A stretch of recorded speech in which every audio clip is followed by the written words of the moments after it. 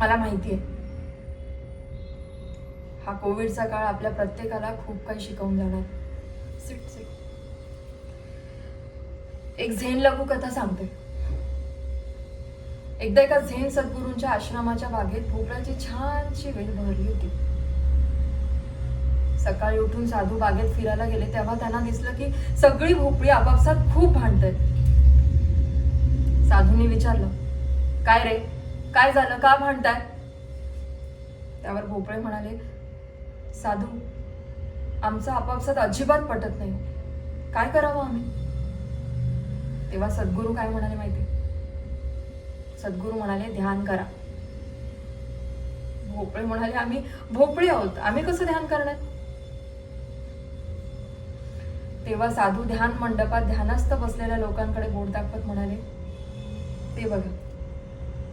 ते बघा सगळी भोपळी ध्यान करतायत. भोपळे सुद्धा ध्यान करायला बसले. पण ध्यान करताना त्यांना एक गोष्ट जाणवली की आपण सगळेच एकमेकांशी एकाच वेळेने जोडले गेलो आहोत. आपण सगळेच एकाच व्यवस्थेचा भाग आहोत.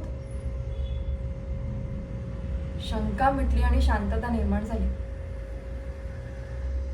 लक्षात ठेवा, हजारो शेकडो प्रकाश वर्ष दूर असलेल्या ग्रहात, ताऱ्यात जी मूलद्रव्य आहे ना, तीच आपल्या प्रत्येकामध्ये आहे. सगळ्यांना प्रकाश देणाऱ्या सूर्याचा अंश आपल्यामध्ये.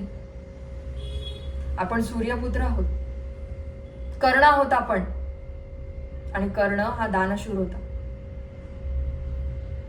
तेव्हा आपल्या या प्रोफेशन मध्ये, या सर्व्हिस मध्ये एवढं सेन्सिटिव्ह राहून नाही चालणार. We have to think practical at this moment.